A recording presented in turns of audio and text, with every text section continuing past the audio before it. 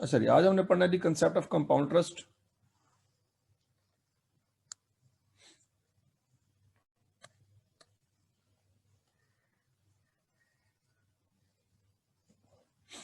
Let's assume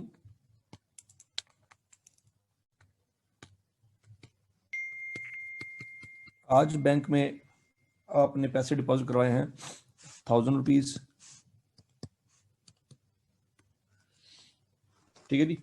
और bank आपको offer करता है जी 10% कंपाउंडेड एनुअल रेट। मतलब कंपाउंड का वर्ड लिखा हो तो उसका मतलब है कंपाउंड ट्रस्ट है। ठीक है, स्क्रीन नजर आ रही है आपको?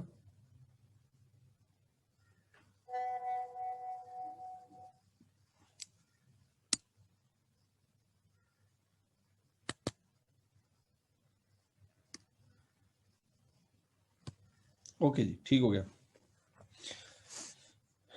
10% है कंपाउंड एनुअल रेट। आपने 1000 रुपीज बैंक में जमा करवाया, ठीक हो गया जी।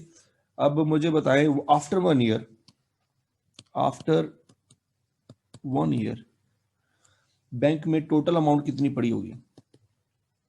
Total amount in bank 1100। Very good, शाबाश। ये बात समझ आती है जी आपको? आवाज आ रही है कि नहीं आ रही? आवाज सब बच्चों को आ रही है? ओके जी।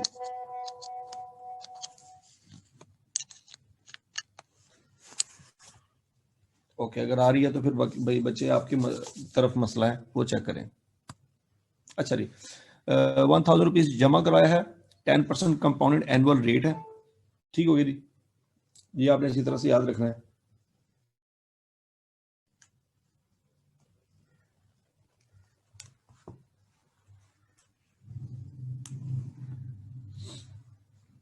तो आफ्टर 1 ईयर 1100 हो जाएगा। और इंटरेस्ट कितना बनता है जी? इंटरेस्ट बनता है 100 रुपीज। कल वाली एग्जाम्पल में भी सिंपल इंटरेस्ट जब हमने पढ़ा था, उसमें भी पहले साल का इंटरेस्ट 100 रुपये बनता था और पहले साल की अमाउंट 1100 बनती थी। आज वाली एग्जाम्पल में भी पहले साल का इंटरेस्ट 100 रुपये बनता है और पहले वाली जो अमाउंट है वो 1100 बनती है।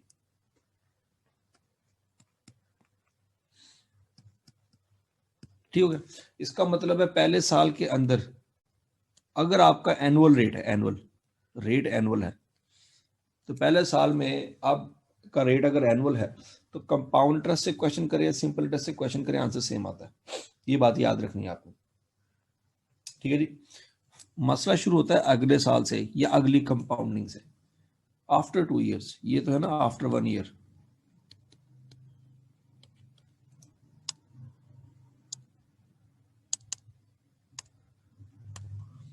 आफ्टर 2 ईयर्स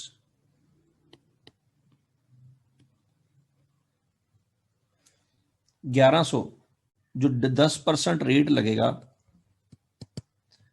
वो अब 1000 रुपये पे नहीं लगेगा, वो 1100 पे लगेगा, ठीक है जी। सिर्फ पहली दफा रेट 1000 रुपये के ऊपर लगता है, अगली दफा रेट 1100 के ऊपर लगेगा। तो अब बताओ जी टोटल अमाउंट क्या आती है और इंटरेस्ट कितना आता है 2 साल के बाद? टोटल इंटरेस्ट आ जाएगा 110 और टोटल अमाउंट आ जाएगी 1210। Very good. इसी तरह से आफ्टर 3 ईयर्स इंटरेस्ट और टोटल अमाउंट, याद रखना कि तीसरे साल पे जो इंटरेस्ट लगेगा वो 1210 पे लगेगा, 1100 पे नहीं लगेगा, ठीक है जी। तो इंटरेस्ट बन जाता है 121 और टोटल अमाउंट क्या बन जाती है जी? 1210 जमा 121, 1331, ठीक है जी।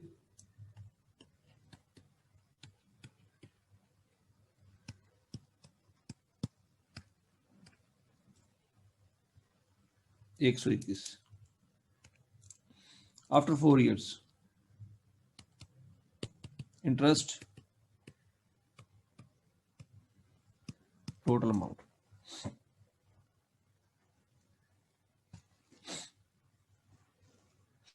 हाँ जी, इंटरेस्ट है, अब 10% लगेगा 1331 का। तो अब याद रखना यहाँ पे जो इंटरेस्ट आएगा वो 133.1 आएगा। ठीक है, इसको टोटल कर लो और टोटल अमाउंट आ जाएगी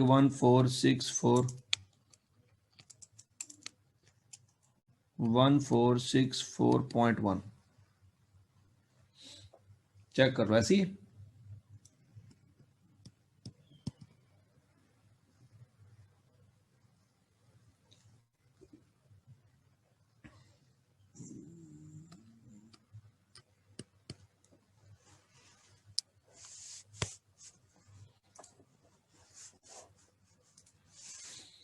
ठीक है जी, यहां तक की बात समझ आ रही है। तो बेसिकली इसमें हो क्या रहा है, इंटरेस्ट हमेशा पिछली वैल्यू पे लगता है, जो कंपाउंडेड वैल्यू होती है पिछली वैल्यू पे लगता है। मतलब हमेशा 1000 पे भी नहीं लगेगा। ये कंपाउंड हो गया 1100 बन गया, अब 1100 पे लगेगा। फिर ये कंपाउंड हो गया 1210 बन गया, फिर इस पे लगेगा। फिर ये कंपाउंड हो गया 1331 बन गया, फिर इस पे लगेगा। फिर ये कंपाउंड हो गया 1464 हो गया, तो फिर इस पे लगेगा। ठीक हो गया। तो इस पे जो फार्मूला लगेगा a is equal to P into 1 plus R raise to power n। n means number of years,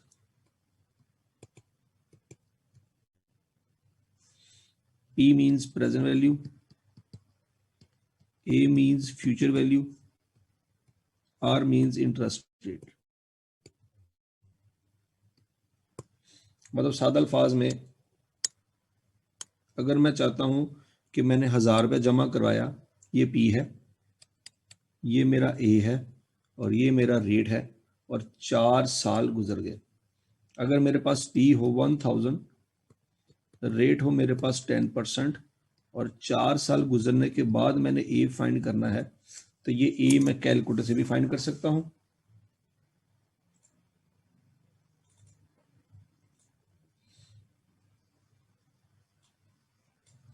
calculator से कैसे फाइंड करूंगा जी, 1000 इंटू 1.1 पावर 4, सिंपल ये करूंगा तो मेरे पास आंसर आ जाएगा 1464.1।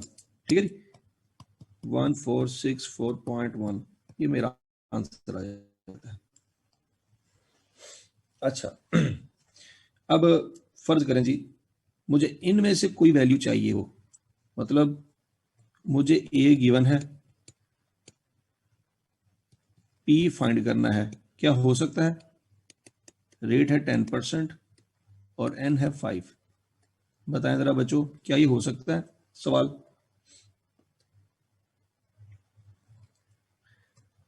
ए गिवन है, पी भी गिवन है, रेट है 8%, एन फाइंड करना है। फिर ए गिवन है,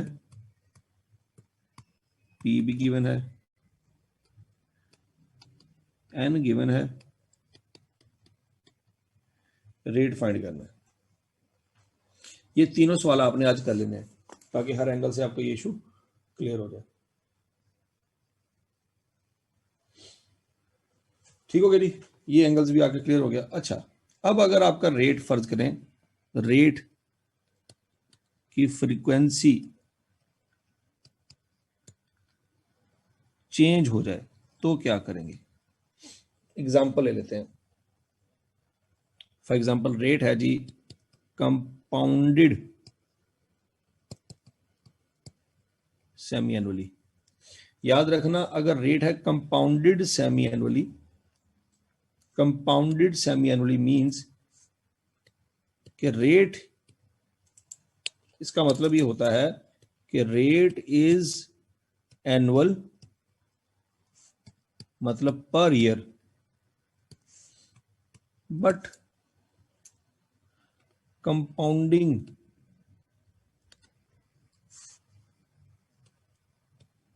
will be after every 6 months। ये बात याद रखनी है आपने कि जब भी लिखा होगा ना कंपाउंडेड सेमी एनुअली, इसका मतलब ये है कि रेट आपका जो है वो एनुअल है, रेट 6 मंथली नहीं है, रेट आपका एनुअल है, पर ईयर है, लेकिन जो कैलकुलेशन होगी वो हर 6 महीने बाद होगी। ठीक है जी, ये बात हजम करने में शायद आपको थोड़ा सा टाइम लगे, ये बात शायद आपने पहले ना सुनी हो, इस बात को क्लियर कर लें, ये बहुत इंपॉर्टेंट है।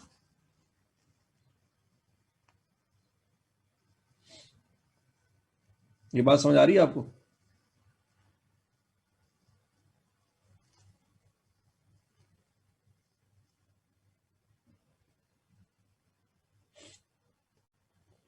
अच्छा जी, अभी देख लेते हैं,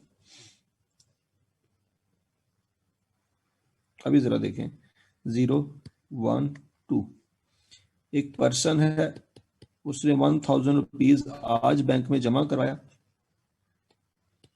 और रेट है 10% कंपाउंडेड सेमी एनुअली। 10% है कंपाउंडेड सेमी एनुअली, मतलब कंपाउंडिंग जो होगी वो हर 6 महीने बाद होगी, साल बाद नहीं होगी, अब हर 6 महीने बाद होगी।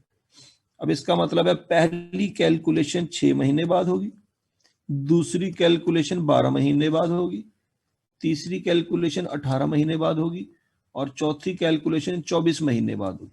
ये बात समझ आ रही? ये 1 ईयर है, ये 2 ईयर है। ठीक है जी, अब देखते हैं जी 1000 रुपया 6 महीने बाद क्या बन जाएगा। 1000 रुपये के ऊपर लगेगा 10% रेट, 1000 रुपये के ऊपर लगेगा 10% रेट, आंसर आ जाएगा 100। याद रखना ये 100 जो है ना, ये इंटरेस्ट है फॉर 1 ईयर। ये जो 100 आया है ना, ये इंटरेस्ट है 1 साल का,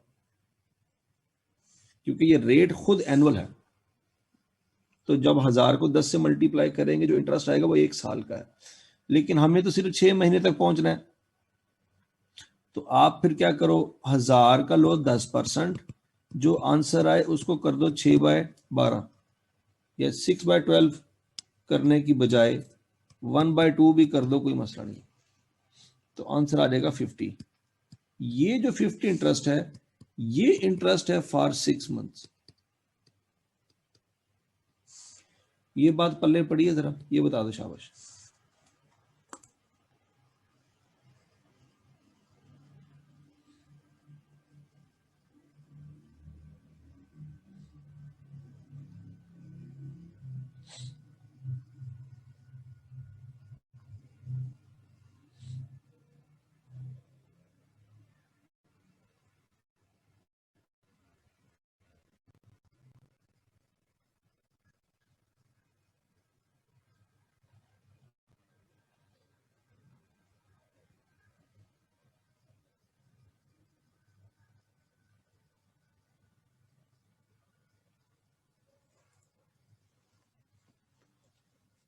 ठीक है जी, अच्छा याद रखना कंपाउंडेड सेमी एनुअल रेट या कंपाउंडेड मंथली रेट या कंपाउंडेड क्वार्टरली रेट लिखा होगा ना, वो रेट खुद एनुअल होता है, बस उसकी कैलकुलेशन क्वार्टरली या मंथली या सेमी एनुअली होती है।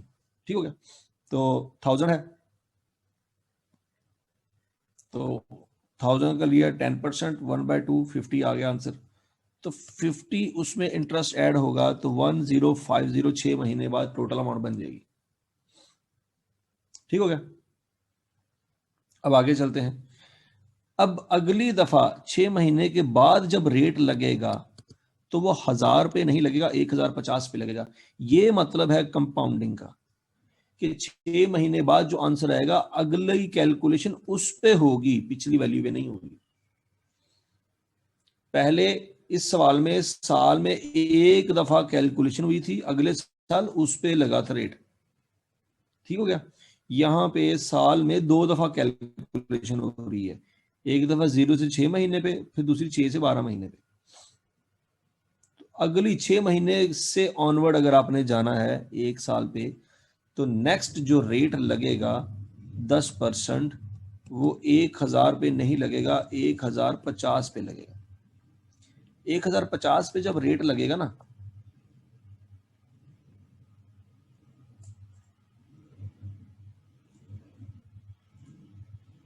1050 पे जब रेट लगेगा 0.1 तो 105 आएगा।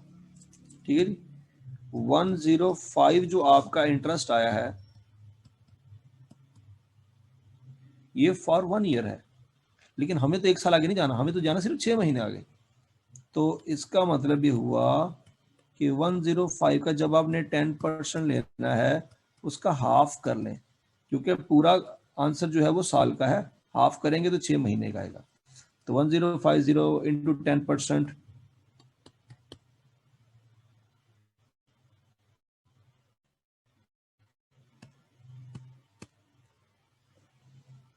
एक मिनट है जो बच्चों,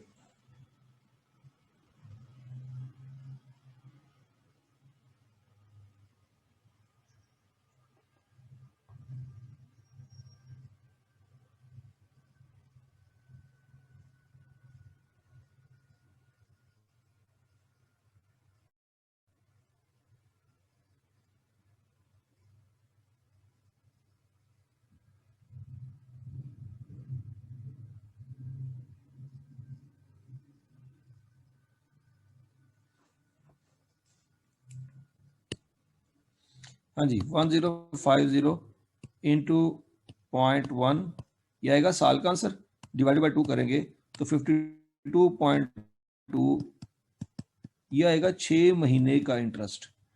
तो 52.5 इस वैल्यू में ऐड होगा। ठीक है जी, तो 52.5 ऐड होगा किसमें जी, 1050 में, आंसर आ जाएगा 1102.5।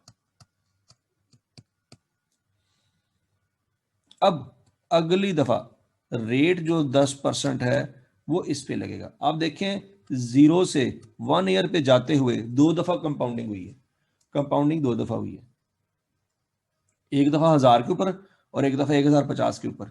इसका ये मतलब लिखा हुआ है compounding semi annually, compounded semi annually, कि साल में 2 दफा कंपाउंडिंग होगी। ठीक है जी, अब अगले साल आपने जाना है उसमें भी 2 दफा कंपाउंडिंग होगी।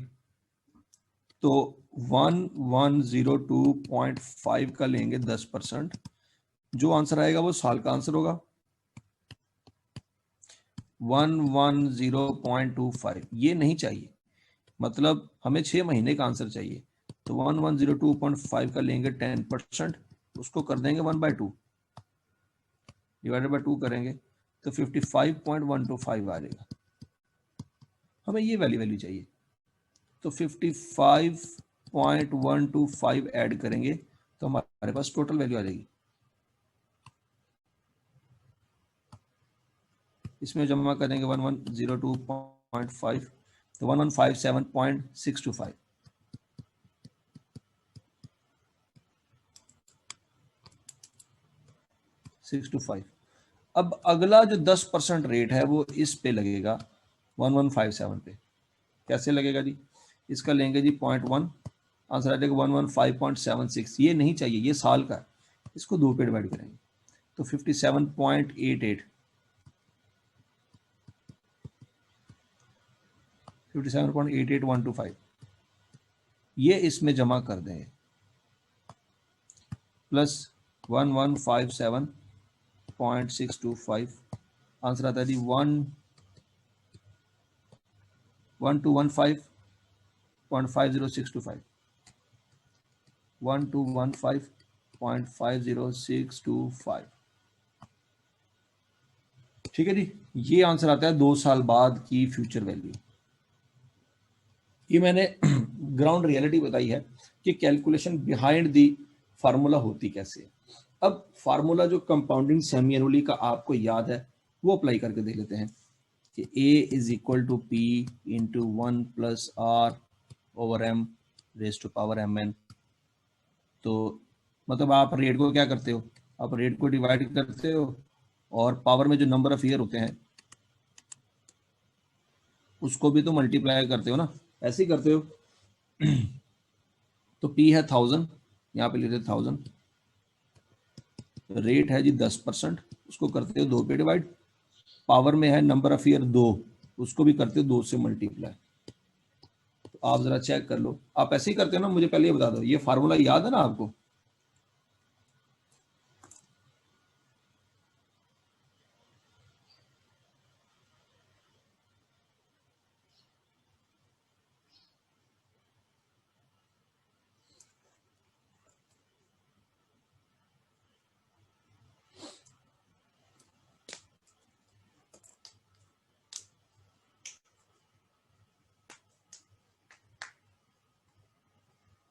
ठीक है जी, ये फार्मूला आपको याद होना चाहिए। ओके, अब हम कैलकुलेशन कर लेते हैं जी। 1000 into 1 plus 0.10 divided by 2 bracket close power 2 multiply by 2। सारा कुछ मैंने एज इट इज लिख दिया जो यहाँ पे नजर आ रहा है। इक्वल टू प्रेस किया 1215.50625 1215.50625। आप जरा गौर से देखिएगा, मेरे आंसर और इसके आंसर में 0.00001 का भी फर्क नहीं है। ये पॉइंट समझ आया आपको? अब ये जो फार्मूले के पीछे जो लॉजिक है ये समझ आ गई आपको?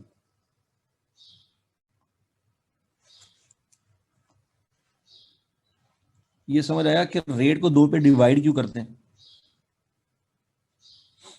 अगर ये रेट 6 मंथली होता, अगर ये रेट 6 मंथ का होता तो मुझे बताओ सोच समझ के, क्या ये 2 पे डिवाइड होता? क्या ये रेट ऑलरेडी 6 महीने का अगर होता तो फिर ये 2 पे डिवाइड क्यों हो रहा है?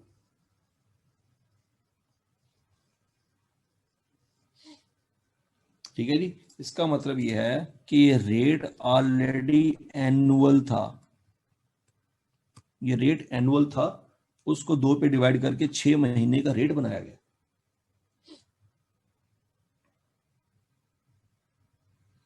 ठीक है जी, इट मीन्स, ये जरा गौर से सुनिएगा, it means 10% compounded semi annual rate is basically annual rate, but अगर आप 10% को 2 पे डिवाइड कर देंगे, आंसर आ जाएगा 5%। 5% रेट इज 6 मंथली रेट।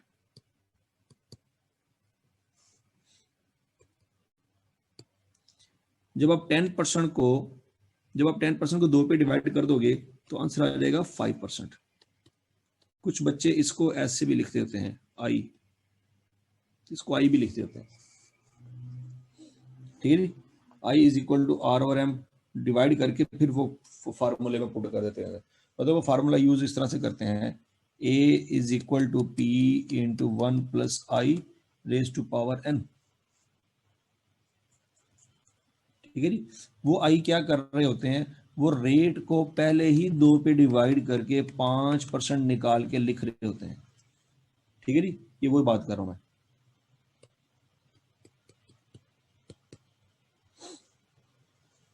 ये जो 5% निकाला है ये बेसिकली 6 मंथली रेट है।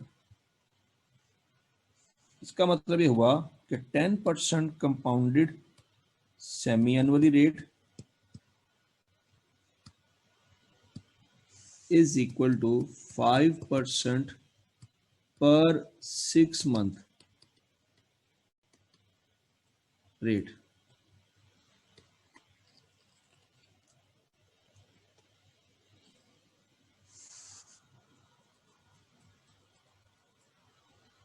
ठीक है जी, 10% कंपाउंडेड सेमी रेट हो या 5% पर 6 मंथ रेट हो, इन दोनों के एक ही मतलब है। ये एनुअल है, ये 6 महीने का, मतलब ये 2 पे डिवाइड होने से पहले है, ये 2 पे डिवाइड होने के बाद। ये बेसिकली आर है और ये basically I is equal to R over M है।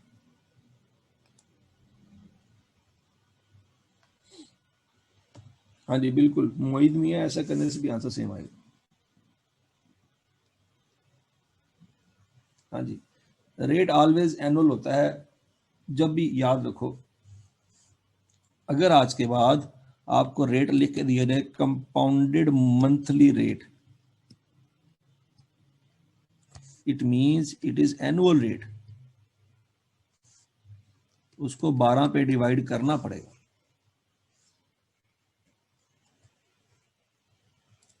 तो मंथली रेट बनेगा। बात समझ लगी? ये जरा इधर लिख लो। R is equal to 12% compounded monthly rate है,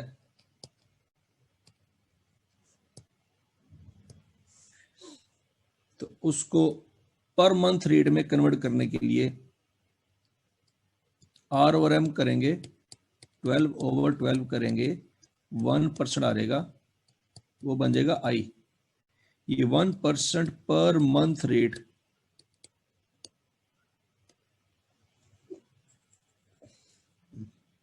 ये पर मंथ रेट है और एक कंपाउंडेड मंथली रेट है। ये बेसिकली एनुअल रेट है और ये बेसिकली मंथली रेट है। इन दोनों में फर्क समझ आ रहा है आपको? 12% कंपाउंडेड मंथली लिखा होगा ना, इसका हरगिज मतलब ये नहीं है ये मंथली रेट है, ये एनुअल रेट है। लेकिन जब उसको 12 पे डिवाइड करेंगे 1% आ जाएगा, वो पर मंथ रेट और वो आई है। यहां तक की बात समझ आ रही है आपको?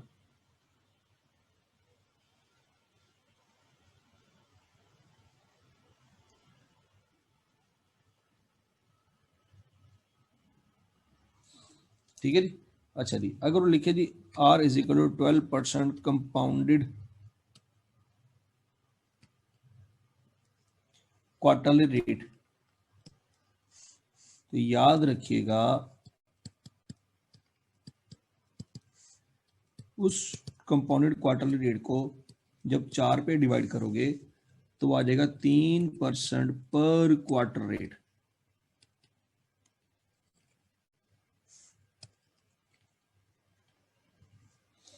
ये एनुअल रेट है लेकिन ये क्वार्टरली रेट है।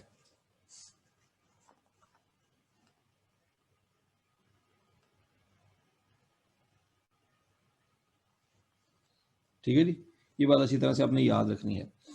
तो समटाइम आपने देखा होगा सवालों में कि कभी कभी ऐसे भी लिखा था R is equal to 12% per year compounded quarterly.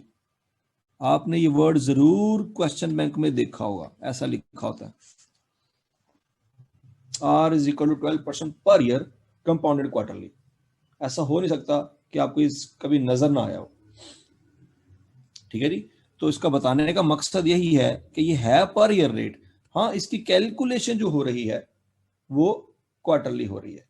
इसका मतलब ये है कि आपको आर दिया गया है 12% और आपने जो रेट निकालना है उसको आप डिवाइड करोगे किस पे, 4 पे, तो जो रेट निकलेगा 0.03 वो है बेसिकली पर क्वार्टर रेट। लेकिन अगर सवाल में लिखा हो R इज इक्वल टू 3% पर क्वार्टर, क्या इसको भी डिवाइड करेंगे? क्या इस 3 को भी डिवाइड करेंगे 4 पे? ठीक है, जब लिखा होगा ना पर क्वार्टर, उसको 4 पे डिवाइड नहीं करना, नहीं करना, नहीं करना, ये बात याद रखनी आप। तो ये सवाल में आपने गौर से देखना है कि क्या कंपाउंडेड क्वार्टर लिखा हुआ है या पर क्वार्टर लिखा हुआ है। अगर कंपाउंडेड क्वार्टरली लिखा हुआ है फिर तो डिवाइड करेंगे, लेकिन अगर पर क्वार्टर लिखा हुआ है फिर डिवाइड नहीं करेंगे।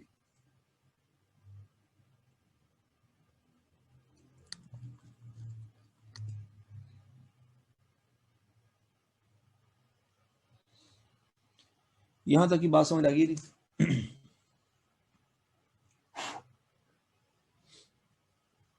अच्छा, अब फिर उसके बाद जो अगला कंसेप्ट आता है वो ये है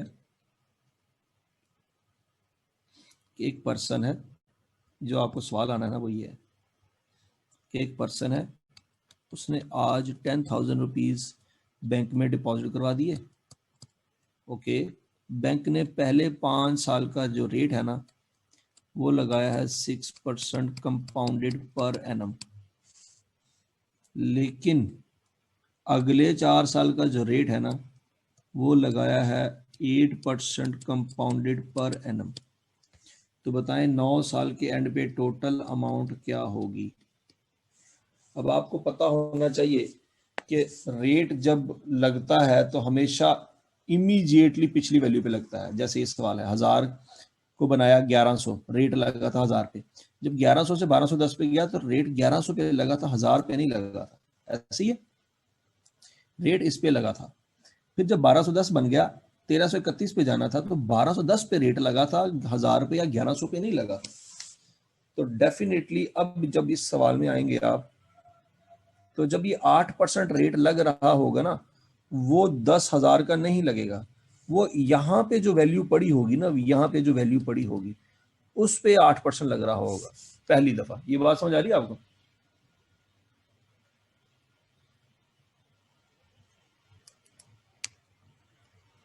ठीक हो गया जी? तो इस लॉजिक के तहत आपने अगर 9 साल पे कैलकुलेट करना है ना फ्यूचर वैल्यू, तो उसका कंसेप्ट है A equal to P into 1+R1 power N1 into 1+R2 power N2। N1 का मतलब है यहाँ पे पहले कितने साल हैं, और N2 का मतलब है कि बाद में कितने साल हैं। N1 यहाँ पे है 5 साल और N2 यहाँ पे है 4 साल। ये बात समझ आ रही है आपको? R1 है यहाँ पे 6%, R2 है यहाँ पे 8%। तो अगर ये सारा कुछ आप इस फार्मूले में पुट कर देंगे ना, तो यहां से आंसर आ जाएगा आपका। P है जी 10,000 और 1 प्लस रेट है जी यहाँ पे हमारे पास 6%, पावर 5, फिर रेट है जी 8%, पावर है 4। ये सारा कुछ इकट्ठा अगर हम कैलकुलेटर में पुट कर देंगे ना, तो डायरेक्ट हमारा आंसर आ जाएगा। करके देखते हैं जी।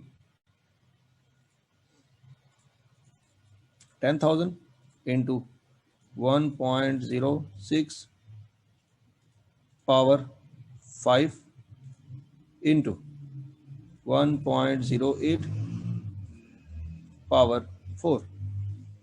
ये पुट करेंगे कैलकुलेटर पे, आंसर आ जाएगा जी 18206.4114। ये बात समझ आ रही है जी? इस तरीके से आंसर आ जाएगा। लेकिन अगला सवाल मेरा आपसे ये है, अगर सवाल उल्टा पूछ ले,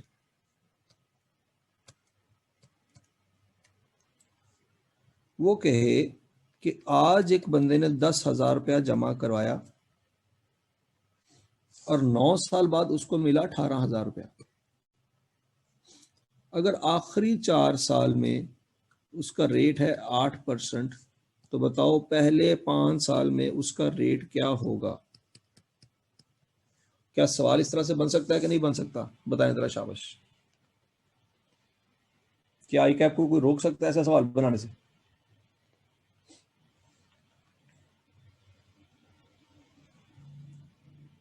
ठीक है जी? तो फार्मूला आपका यही लगेगा, लॉजिक यही है। हाँ, इसमें अननोन चेंज हो गया है, लेकिन फार्मूला चेंज नहीं होगा, फार्मूला यही लगेगा।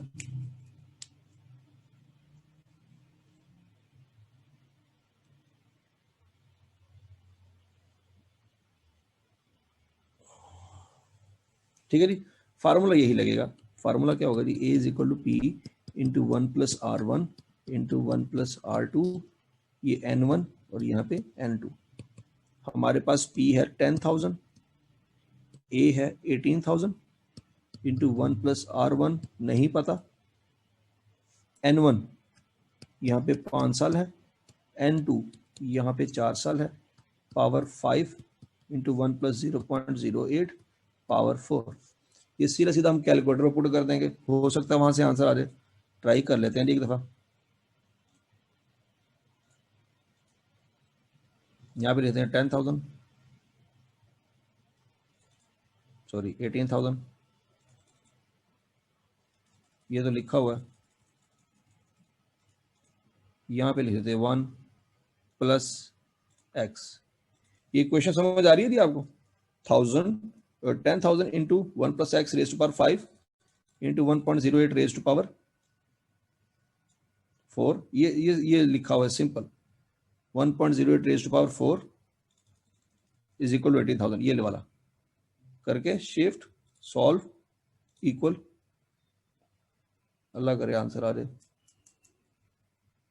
आ गया जी 5.76। ठीक है जी?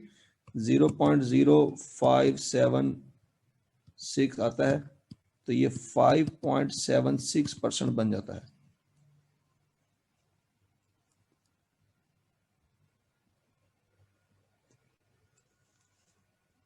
ठीक है जी।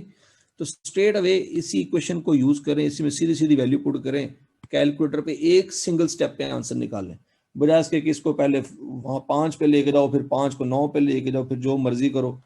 सिंपल इस इक्वेशन में सीधा सीधा एक स्टेप के अंदर सवाल सॉल्व करें, दो दो स्टेप करने की जरूरत नहीं है आपको।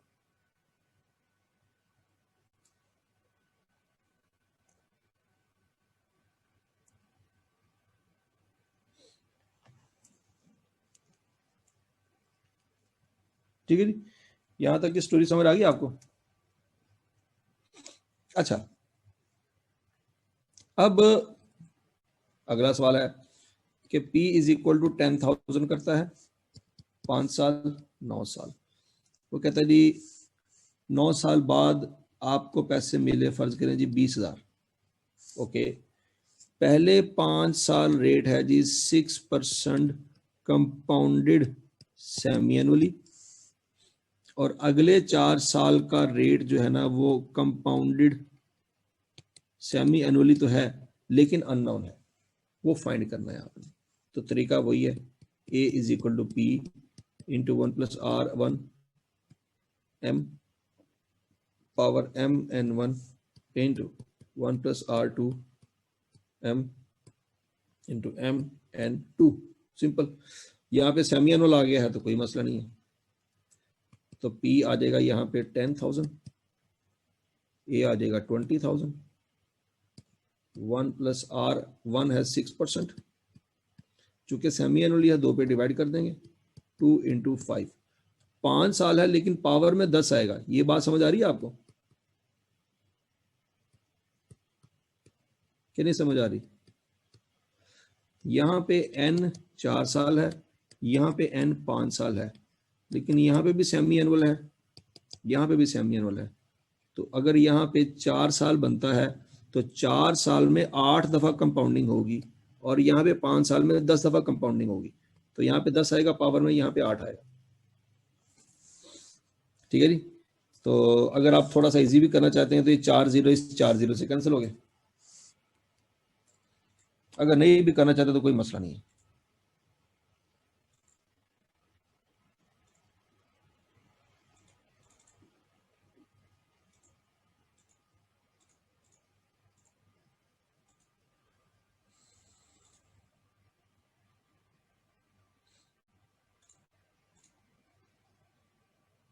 ठीक है जी, यहाँ पे 20,000 लिख ले, कोई मसला नहीं है। अगर कैलकुलेटर अच्छा हुआ तो निकाल देगा आंसर।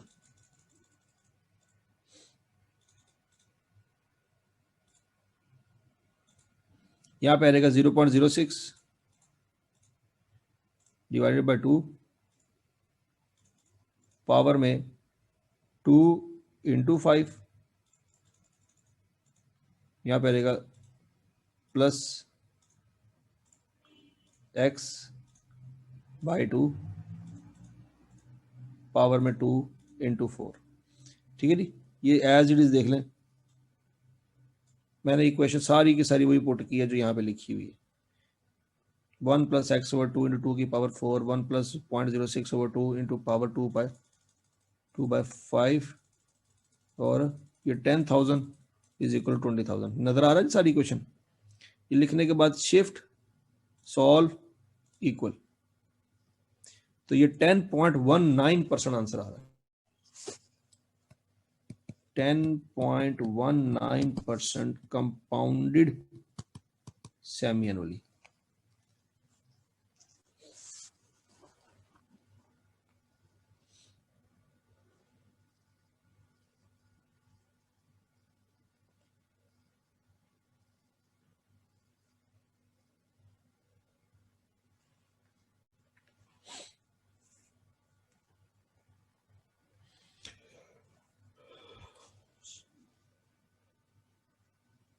ठीक है जी, ये बात समझ आ गई आपको?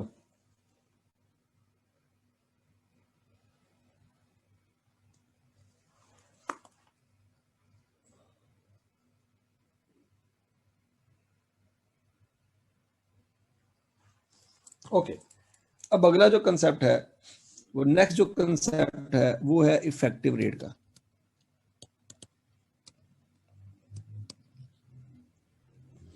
इफेक्टिव रेट का आपको एक सवाल आना ही आना है, ठीक है जी। मतलब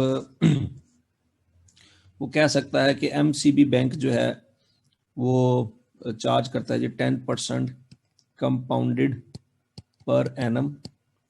एचबीएल बैंक जो है वो चार्ज करता है जी 10.4% कंपाउंडेड सेमी एनुअली। और अलाइड बैंक जो है वो चार्ज करता है जी, देखो ये 10.2 है, वो चार्ज करे 10.3% कंपाउंडेड क्वार्टरली। बताओ इन तीनों बैंक में से ज्यादा हाईएस्ट रेट किसका है? इन तीनों बैंकों में से हाईएस्ट रेट किसका है? अब ये कंपाउंडेड पर एनम है, ये कंपाउंडेड सेमी एनुअली है, ये कंपाउंडेड क्वार्टरली है। इनकी फ्रिक्वेंसी डिफरेंट है, तो हम डिजिट को नहीं देख सकते। मतलब अगर तो देखा जाए, डिजिट को देखा जाए तो सबसे हाईएस्ट रेट इसका है, लेकिन हम नंबर को देख के आइडिया नहीं लगा सकते। क्यों?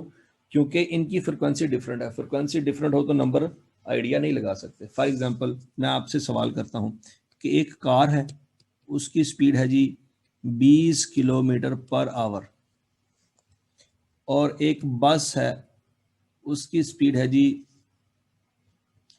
100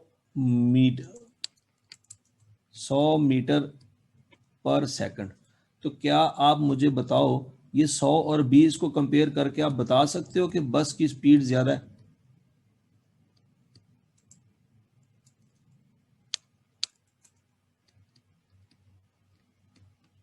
बताओ जरा। ठीक है जी, ये 20 किलोमीटर पर आवर है, ये 100 मीटर पर सेकंड है। आपको पता है, फिजिक्स आपने पढ़ी हुई है, आपने स्पीड के साथ किलोमीटर पर आवर भी देखा हुआ है और मीटर पर सेकंड भी देखा हुआ है। तो अगर यहाँ पे फ्रिक्वेंसीज डिफरेंट हैं तो फिर उस वक्त डिजिट को कंपेयर नहीं कर सकते। ये 20 ये 100 आपस में कंपेयर ही नहीं हो सकते। बात समझ आई कि नहीं? ये बात अच्छी तरह से याद रखनी है। तो वही कंसेप्ट यहाँ पे है, ये कंपाउंडेड पर एनम है, ये सेमी एनुअली है, ये क्वार्टरली है। इनका आपस में कोई कंपैरिजन नहीं है। तो कंपैरिजन करना है तो पहले यूनिट सेम लेके आओ। तो यूनिट सेम कैसे लेके आएंगे?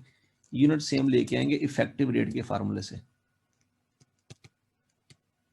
इफेक्टिव रेट का फार्मूला है E is equal to 1 plus R over M raise to power m minus 1। ठीक हो गया जी? ये बात अपनी अच्छी तरह से याद रखनी है। इफेक्टिव रेट क्या होता है? बेसिकली एनुअल रेट होता है, कंपाउंडेड एनुअल रेट। अब ये तो कंपाउंडेड एनुअल रेट है, मतलब इसका इफेक्टिव रेट 10% ही है, इसको तो कुछ नहीं करेंगे।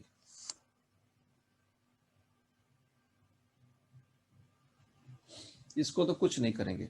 हाँ, ये कंपाउंडेड सेमी एनुअल रेट है, इसको हम कंपाउंडेड एनुअल रेट में कन्वर्ट करेंगे। याद रखना है, ये भी एनुअल रेट है, ये भी एनुअल रेट। ये बात हुई है मेरी ऊपर।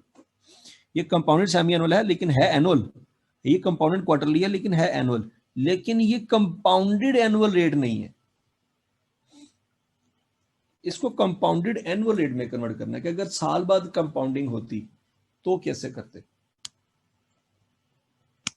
ठीक है जी? तो अब कंपाउंडेड एनुअल रेट में कन्वर्ट करने के लिए फार्मूला यही यूज होगा।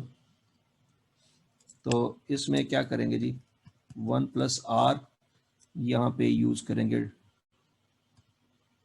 10.2, तो 0.102 ओवर 2 पावर 2 माइनस 1, यहाँ से इफेक्टिव रेट आ रहेगा।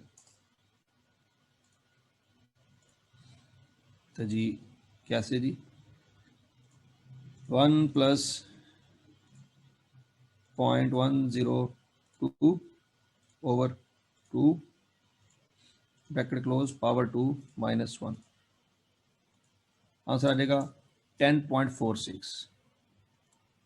0.1046 है, ये 10.46% कंपाउंडेड एनुअल बन गया।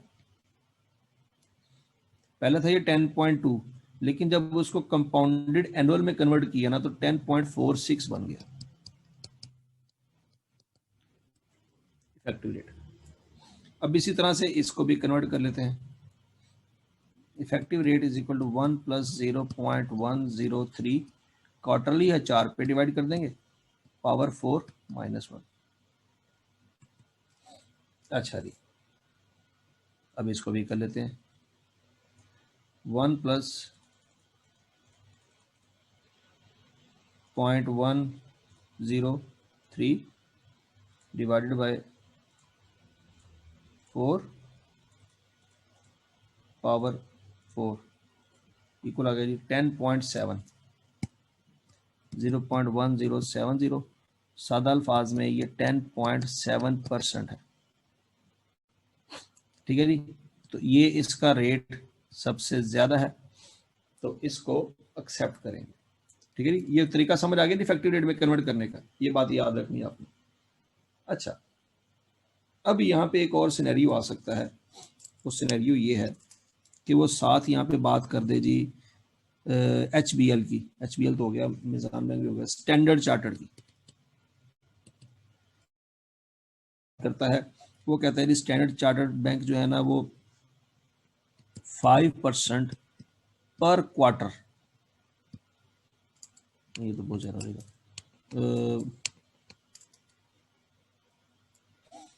वो 3% पर क्वार्टर रेट चार्ज करता है। अब ये पर क्वार्टर है, ये कंपाउंडेड क्वार्टरली नहीं है, ये है पर क्वार्टर। ये बात समझ आ रही है आपको? ये बात याद रखनी है आपने। स्टैंडर्ड चार्टर्ड जो है वो 3% पर क्वार्टर रेट चार्ज कर रहा है। तो अब इसको इफेक्टिव रेट में कन्वर्ट करना है आपने।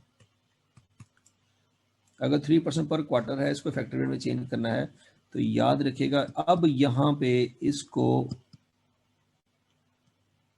4 पे डिवाइड करेंगे। बताएं जरा शाबाश, ये पर क्वार्टर रेट है,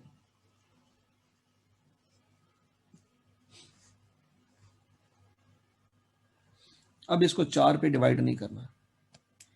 ये था कंपाउंडेड क्वार्टरली रेट, ये एनुअल रेट था, इसको 4 पे डिवाइड किया, लेकिन इसको 4 पे डिवाइड नहीं करना।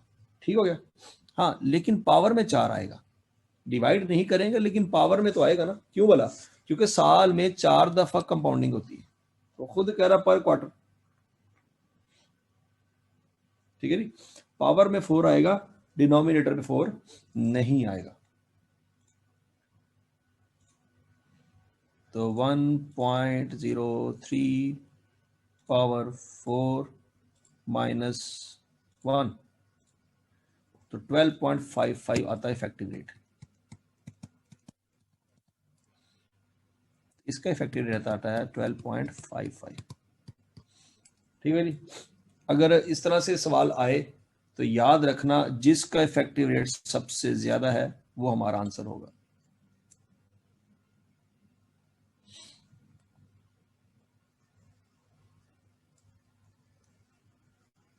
यहां तक की बात समझ आ गई?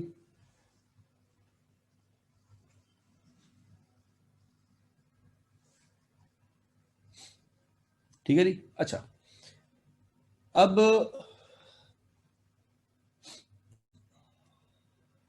यहां पे बात याद रखनी है आपने। समटाइम हो सकता है वो सवाल में आपको ये पूछे कि एक बंदा है, उसने करनी है इन्वेस्टमेंट, मुझे सोच समझ के जवाब दें।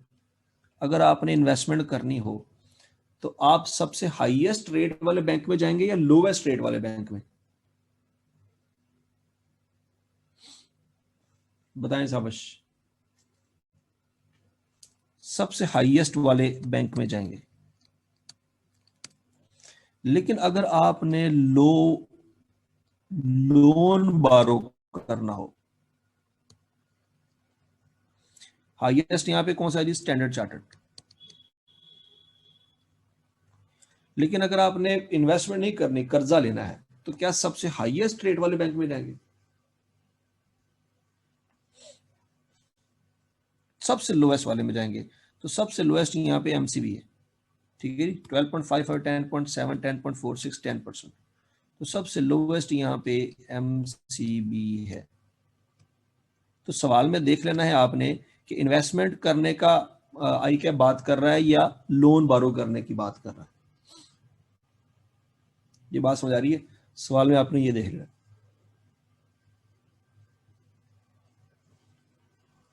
यहां तक की बात समझ आ गई आपको? ये बहुत इंपॉर्टेंट है। अच्छा, अब समटाइम वो एक ही बैंक की बात करता है, वो एक बैंक की बात करता है, वो कहता है जी 2012 में MCB बैंक ने 10% रेट लगाया, 2013 में 12% रेट लगाया और 2014 में 18% रेट लगाया।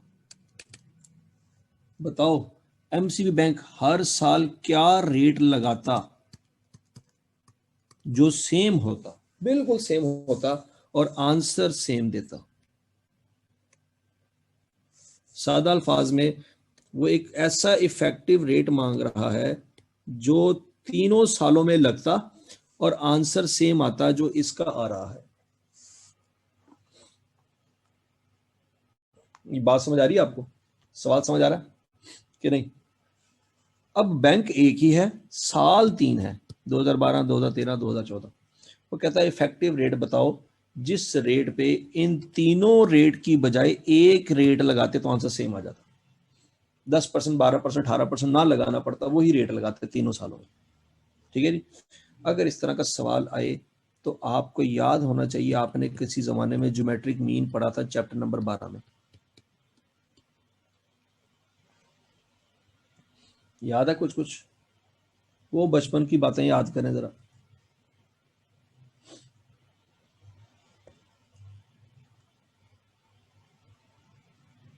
ठीक है जी।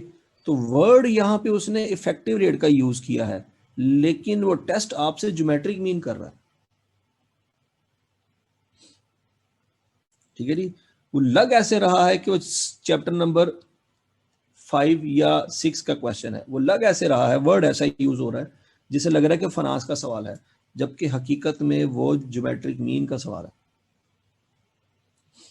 तो ज्योमेट्रिक मीन में आपने परसेंटेजेस की एवरेज लेने के लिए फार्मूला लगाया था 1 plus x1, 1 plus x2, 1 plus x3 का क्यूब रूट, जितनी वैल्यूज हैं उतना रूट। याद आ रहा कुछ कुछ?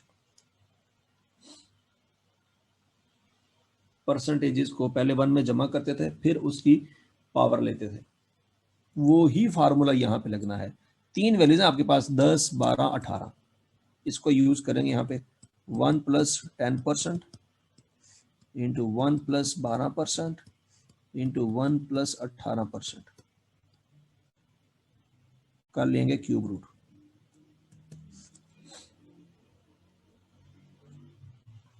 ठीक है जी। करके देते हैं कैलकुलेटर पे। Cube root 1.1 multiply 1.12 multiply by 1.18। ठीक है जी। करके मैंने इक्वल प्रेस किया तो 1.1328 1.132828 ये आ रहा जी 132828। चलो जी ये 2829 कर लेते हैं। तो इन सब में तो मैंने 1 ऐड किया था, तो इसमें भी 1 नजर आ रहा है, 1 माइनस कर देंगे, इफेक्टिव रेट आ जाएगा 0.132829, अप्रॉक्सीमेटली 13.2829%। ठीक है जी। हाँ, इसको मजीद राउंड ऑफ कर लें, ठीक है, कोई मसला नहीं, 13.29%। ठीक है। इसमें वो पूछेगा आपको कि 3 साल हैं, बताओ 3 सालों में एक बैंक ने 3 रेट लगाए हैं, 10%, 12%, 18%। तो बताओ इफेक्टिव रेट इन तीनों सालों का, एक ही रेट अगर वो बैंक लगाता तो क्या लगाता? तो अगर इन तीनों सालों में एक ही रेट लगाता तो 13.29, 13.29, 13.29, तीनों सालों में ये रेट लगाता तो आंसर सेम आता। ये वाला सवाल समझ आ गया आपको?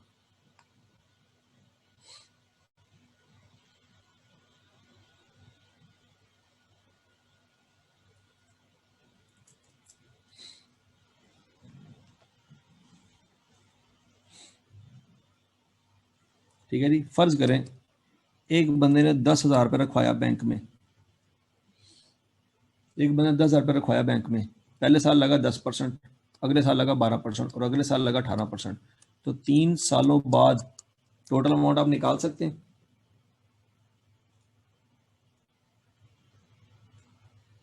कैसे निकालेंगे जी? 10,000 इंटू 1.10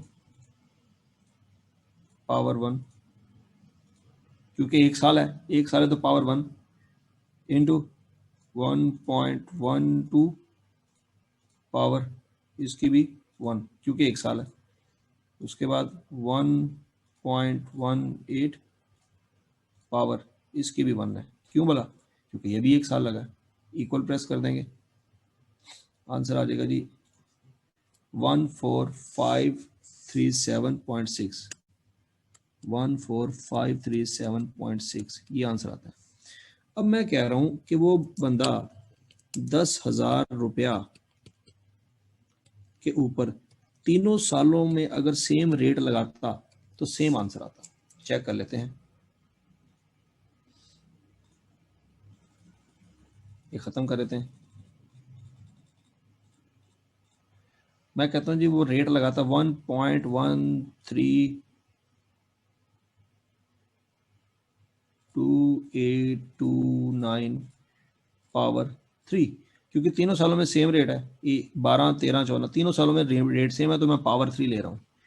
इक्वल प्रेस करते हैं तो आप चेक करें 14537.6 नजर आ रहा है आपको? 14537, 14537.6 आप चेक कर लें, सेम आंसर आ रहा है।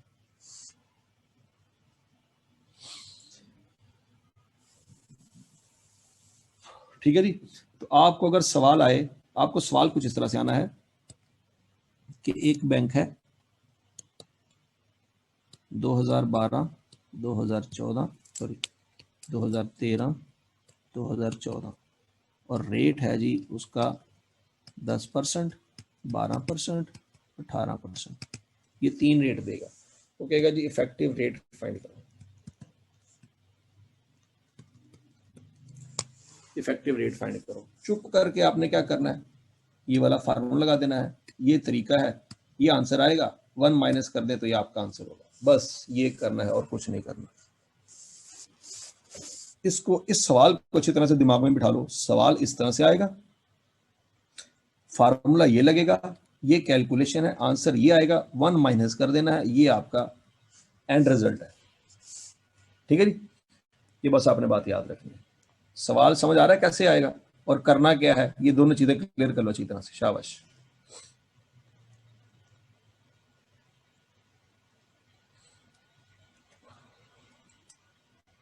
अच्छा जी, फिर आपको सवाल आएगा कि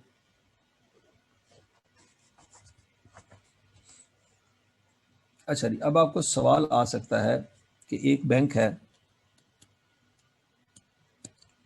एमसीबी, वो चार्ज करे 10% कंपाउंडेड क्वार्टरली। अलाइड बैंक है, वो चार्ज करता है जी 11% कंपाउंडेड सेमी एनुअली। फिर एचबीएल है, वो चार्ज करता है जी 9% कंपाउंडेड मंथली। और वो कहता है बीच में मिज़ान बैंक भी आ गया, ये इस्लामिक बैंक है तो लिहाजा ये कंपाउंड इंटरेस्ट नहीं लगाता, ये सिंपल इंटरेस्ट लगाता है। चूंकि ये इस्लामिक का तो लिहाजा ये सिंपल इंटरेस्ट लगाता है। ओके जी। हालांकि बंदा पूछे इस्लामिक है तो सिंपल इंटरेस्ट कैसे जायज़ है? तो किस्सा मुख्तसर ये है, वो कहता है बताओ कौन सा बैंक जो है सबसे ज्यादा रेट लगा रहा है। तो वंस अगेन डिजिट को देख के डिसाइड नहीं करेंगे कि 10, 11, 9 और 12 है तो लिहाजा इसका डिजिट सबसे बड़ा है तो ये सबसे ज्यादा रेट चार्ज कर रहा है। नहीं, देखो वो कंपाउंड इंटरेस्ट है, ये सिंपल इंटरेस्ट है। सिंपल इंटरेस्ट में हमेशा आने वाला इंटरेस्ट सेम होगा, लेकिन कंपाउंड इंटरेस्ट में हर साल इंटरेस्ट चेंज होगा। तो इसलिए कभी भी आपने कंपैरिजन डिजिट की बेस पे नहीं करना। जब इस तरह से सवालों के अंदर वो आपको कंपाउंड इंटरेस्ट के साथ सिंपल इंटरेस्ट भी दे देगा ना, तो उस सूरत में आपने याद रखना है कि वो आपको फिर टाइम भी बताएगा। टाइम वो बात करेगा 5 ईयर्स, या 10 ईयर्स। तो जब आपको टाइम दे देगा ना सवाल में, तो बड़ा आसान सा काम करना है आपने। काम क्या करना है कि आपने अज्यूम कर लेना है let P is equal to 100 या 1000 कर ले, कि फर्ज करो एक बंदे ने आज 1000 रुपया बैंक में जमा करवाया और टाइम है 5 ईयर्स, तो ए निकल आएगा एमसीबी बैंक में। एमसीबी बैंक में उसने 1000 रुपया रखवाया, रेट उसने लगाया जी 10%, कंपाउंडेड क्वार्टरली, पावर है 4 इंटू टाइम जो दिया हुआ है 5, वहां से आंसर निकल आएगा। इस तरह से अलाइड बैंक है, उसमें भी 1000 रुपया जमा करवाया, 1 + 11%, सेमी एनुअली है, 2 पे डिवाइड कर देंगे, पावर 2 इंटू 5 ईयर्स। इस तरह से HBL है, HBL में भी 1000 इंटू 1 + 0.09, मंथली है, 12 पे डिवाइड कर देंगे, पावर 12 इंटू 5 ईयर्स है, 5 से मल्टीप्लाई कर देंगे। मिजान बैंक है, ओके, 1000 इंटू 1 + 12% है, 0.12, 5 ईयर्स है, इंटू 5, याद है ना, A is equal to P into 1 + RT, ये वाला फार्मूला लगेगा यहाँ पे, ये सिंपल इंटरेस्ट है। तो इन तीनों की फ्यूचर वैल्यू निकाल के, चारों की फ्यूचर वैल्यू निकाल के देख लें किसकी फ्यूचर वैल्यू ज्यादा है। जिसकी फ्यूचर वैल्यू ज्यादा है वो बैंक रेट ज्यादा चार्ज कर रहा है। सवाल समझ आ रहा है?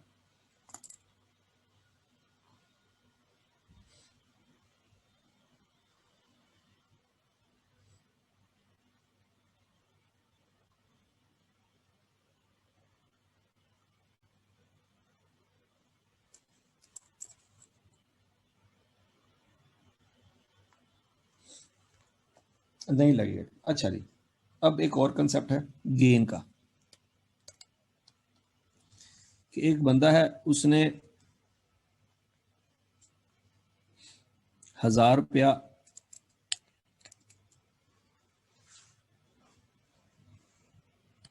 सुने जरा सवाल,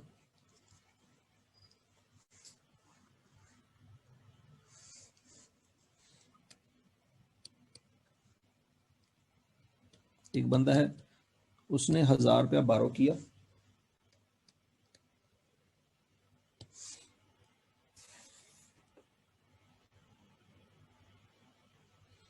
बैंक से, और रेट था 10% सिंपल इंटरेस्ट फॉर 5 ईयर्स। ठीक हो जी, 5 साल के लिए उसने सिंपल इंटरेस्ट पे 10% के हिसाब से 1000 रुपया बारो किया। फिर यही पैसा उसने इन्वेस्ट कर दिया, आज ही इन्वेस्ट किया एक बिजनेस में, उस बिजनेस से उसको प्रॉफिट हुआ 10% कंपाउंडेड एनुअली के हिसाब से। उसने यहां पे कर्जा लिया सिंपल इंटरेस्ट के हिसाब से, बिजनेस में इन्वेस्ट कर दिया कंपाउंड इंटरेस्ट के हिसाब से। बताओ, वो कहता है 5 साल बाद बताओ उसका गेन क्या है। ठीक है जी, ये बात आपने अच्छी तरह से याद रखनी है कि उसका गेन क्या है। तो यहाँ पे गेन निकालना है, तो उसका सिंपल सा आंसर है कंपाउंड इंटरेस्ट में से सिंपल इंटरेस्ट माइनस कर दे तो गेन निकल आएगा। ये बात समझ आ रही है आपको? कंपाउंड इंटरेस्ट में से सिंपल इंटरेस्ट को माइनस कर दें,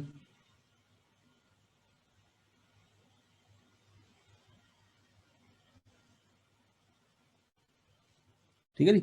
तो कंपाउंड इंटरेस्ट का फार्मूला जो है वो कुछ इस तरह से है, A माइनस पी, ए है P into 1 + R raise to power n -1 minus P. तो कंपाउंड इंटरेस्ट का फार्मूला बनेगा P into 1 + R raise to power n -1। तो कंपाउंड इंटरेस्ट का फार्मूला बनेगा P into 1 + R raise to power n -1 minus simple interest का formula है PERT। ये बात समझ आ रही है जी? इसको डिफरेंस बिटवीन कंपाउंडर्स और सिंपल इंटरेस्ट भी कह सकते हैं, इसको गेन भी कह सकते हैं।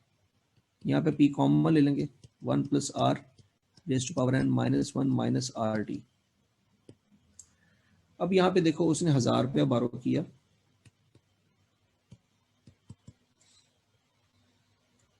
यहाँ पे भी रेट 10% है, यहाँ पे भी रेट 10% है। ओके, तो 0.10 power 5 -1 minus 0.10 multiply by 5। Time यहाँ पे 5 ईयर है, लेकिन एन भी यहाँ पे 5 ईयर है, तो T is equal to N हो सकता है कि नहीं हो सकता? सिंपल टेस्ट में टी से शो करते हैं, कंपाउंड टेस्ट में एन से शो करते हैं, लेकिन यहाँ पे एन और टी दोनों बराबर हो जाएंगे, तो गेन निकल आएगा या डिफरेंस निकल आएगा?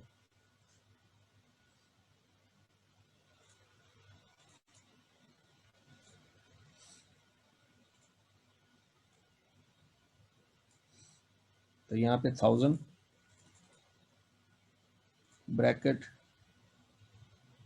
दोबारा bracket 1.1 power 5 -1 minus 0.1 multiply by 5 bracket close, equal press करेंगे तो 110.51 का गेन है।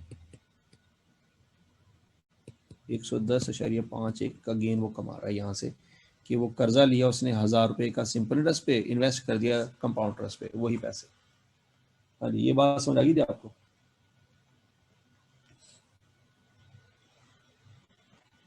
कंपाउंडर्स का फार्मूला कैसे बनाया? Very good question. ये जरा देखें, जरा इस सवाल में जरा देखिएगा गौर से। इस सवाल में आपको पता है ना, फ्यूचर वैल्यू थी 1464, ये फ्यूचर वैल्यू है।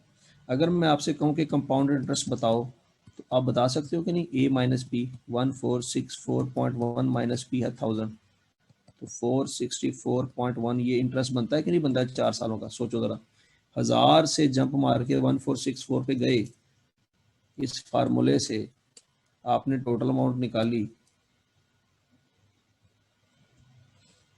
तो 464.1 आपका आंसर आया कि नहीं आया?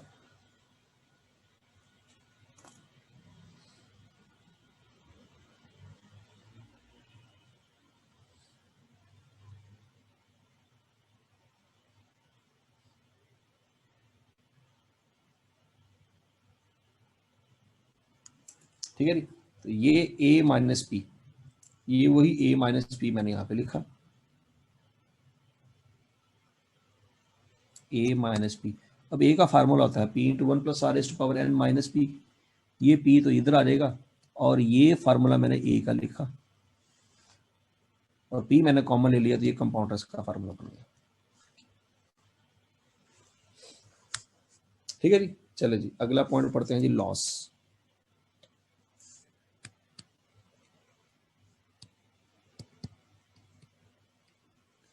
फर्ज करें आज एक बंदे ने इन्वेस्टमेंट की है 1,00,000 रुपए की, और पहले साल उसको 10% लॉस हो गया, तो मुझे बताओ पहले साल के एंड पे उसके पास रिमेनिंग इन्वेस्टमेंट कितनी रह जाएगी? शाबाश, ये बताएं।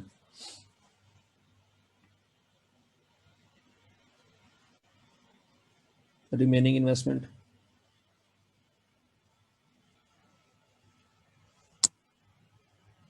कैलकुलेट करें, शाबाश।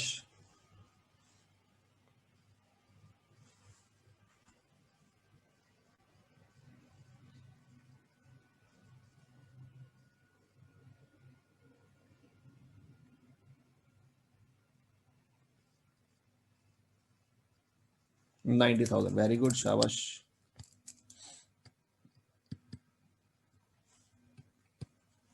अगले साल भी लॉस हो गया 10%, तो अगले साल लॉस 90,000 का होगा या 1,00,000 का होगा?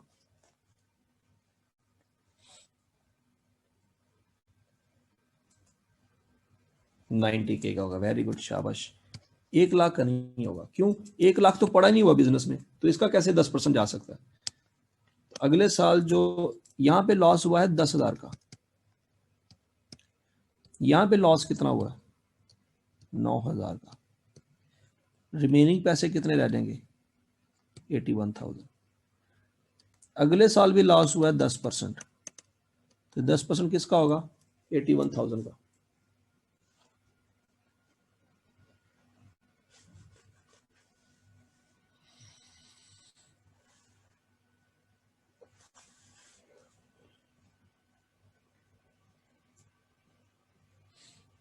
तो 8100, दूसरे से तीसरे साल जो लॉस हुआ है वो 8100 का हुआ है। ओके, तो रिमेनिंग इन्वेस्टमेंट कितनी आ जाएगी?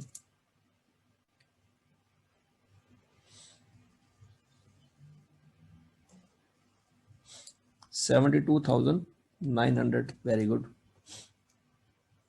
अब लॉस का फार्मूला याद रखना है। लॉस का कंसेप्ट ये है कि इसमें फ्यूचर वैल्यू जो होती है वो लेस देन होती है प्रेजेंट वैल्यू के। ये बात समझ आती है आपको? इसमें जो फ्यूचर वैल्यू है that is less than present value. Future value हमेशा कम होती है प्रेजेंट वैल्यू से। ये जरा देख लो, फ्यूचर वैल्यू है 72,000, प्रेजेंट वैल्यू है 1,00,000।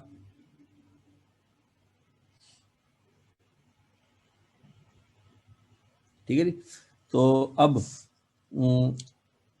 इसका जो फार्मूला है लॉस का, वो फार्मूला कुछ इस तरह से है कि a is equal to present value into 1 minus r raise to power n। यहां पे पहली दफा माइनस आ रहा है कंपाउंड इंटरेस्ट में। करके देख लेते हैं। p है जी 100,000, लॉस है हर साल 10%। कितने साल लॉस हुआ है जी? 3 साल लॉस हुआ है। तो कैलकुलेटर से करके देख लेते हैं।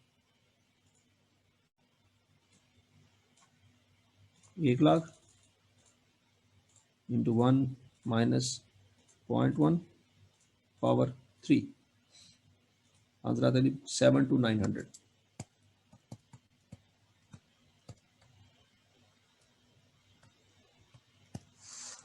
ठीक है जी। तो इस तरीके से आप चेक कर लें कि आपका लॉस जो है 72,900 सेम आंसर आता है।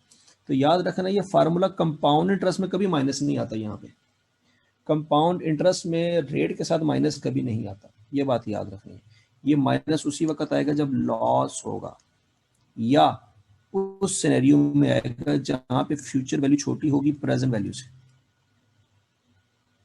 इससे पहले हमने जितने मर्जी सवाल किए हैं उसमें फ्यूचर वैल्यू हमेशा बड़ी होती थी प्रेजेंट वैल्यू से। ठीक है जी। यहाँ पे देख लो, फ्यूचर वैल्यू 14,000 है, प्रेजेंट वैल्यू 10,000 है। ठीक हो गया जी। यहाँ पे देख लो, फ्यूचर वैल्यू 20,000 है, प्रेजेंट वैल्यू 10,000 है। ओके जी। यहाँ पे देख लो 18,000 है, 10,000 है। यहाँ पे फाइंड करनी थी। यहाँ पे देख लो, फ्यूचर वैल्यू 1215 है, प्रेजेंट वैल्यू 1000 है। ठीक हो गया जी। यहाँ पे देख लो, फ्यूचर वैल्यू 1464 है, प्रेजेंट वैल्यू 1000 है। तो कंपाउंड इंटरेस्ट में हमेशा फ्यूचर वैल्यू बड़ी होती है प्रेजेंट वैल्यू से। लेकिन यहाँ पे लॉस में पहली दफा फ्यूचर वैल्यू छोटी हो रही है। तो यहाँ पर रेट के साथ माइनस उस वक्त आएगा जब फ्यूचर वैल्यू छोटी होगी प्रेजेंट वैल्यू से। ये बात याद रखनी है आपने।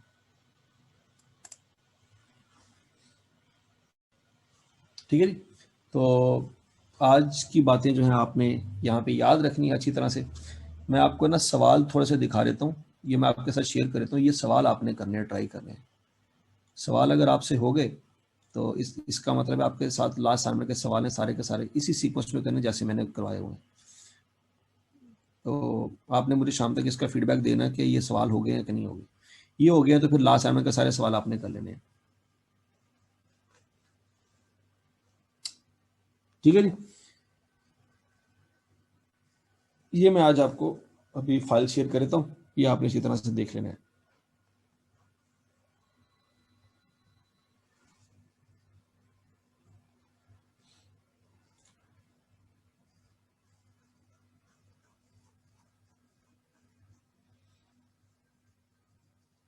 ओके जी।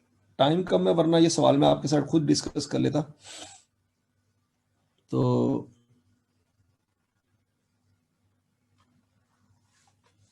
आपको कर लेते का बहरहाल। चलें ये ट्राई करें, इंशाल्लाह कोई मसला मसाइल हुआ तो फिर अगली क्लास में डिस्कस करेंगे। कुछ सिंपल इंटरेस्ट के सवाल भी हैं जो बच्चों से नहीं हुए, वो प्लस ये दोनों मैं एक क्लास रखूंगा जिसमें ये दोनों डिस्कस कर दूँ।